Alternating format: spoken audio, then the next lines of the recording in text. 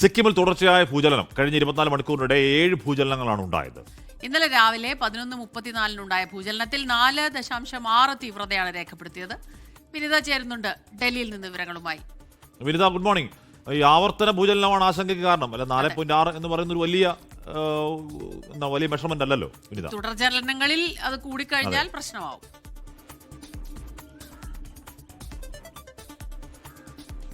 തീർച്ചയായും ഹാഷ്മി, 5 മുകളിലേക്ക് റിക്ടർ സ്കെയിലിൽ തീവ്രത രേഖപ്പെടുത്തുമ്പോഴാണ് നമ്മൾ ശക്തമായിട്ടുള്ള ഒരു ഭൂചലനം എന്ന് പറയുന്നത്.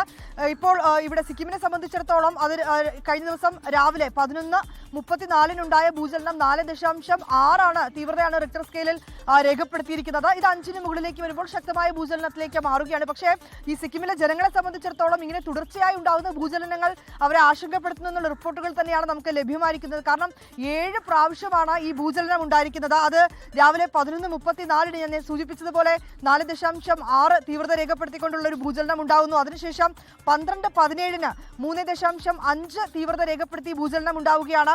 12:39 തൊട്ട് പിന്നാലെ അടുത്ത ഭൂചലനം ഉണ്ടാകുന്നു. അത് 3.9 തീവ്രത രേഖപ്പെടുത്തിയിരിക്കുന്നത്. ഉച്ചയ്ക്ക് 1:12 പിന്നീട് വൈകിട്ട് 5:22 ഭൂചലനം ഉണ്ടായിരിക്കുകയാണ്. അതും 3.7 3.8 തീവ്രതയാണ് രേഖപ്പെടുത്തിയിരിക്കുന്നത്.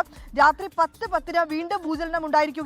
അത് 3.8 തീവ്രതയാണ് രേഖപ്പെടുത്തിയിരിക്കുന്നത്. ഇങ്ങനെ തുടർച്ചയായി ഉണ്ടാകുന്ന ഭൂചലനങ്ങൾ ആളുകളെ സംബന്ധിച്ചിടത്തോളം അവരെ വലിയ രീതിയിൽ ആശങ്കയാഴ്ത്തുന്നുണ്ട്. കാരണം 7 തവണയാണ് ഇതുവരെ തുടർച്ചയായി ഭൂചലനം ഉണ്ടായിരിക്കുന്നത്. പക്ഷേ അതൊക്കെ തന്നെ ഒരു വലിയ ശക്തമായിട്ടുള്ള ഭൂചലനം എന്ന് നമുക്ക് നിലവിൽ പറയാൻ കഴിയില്ല.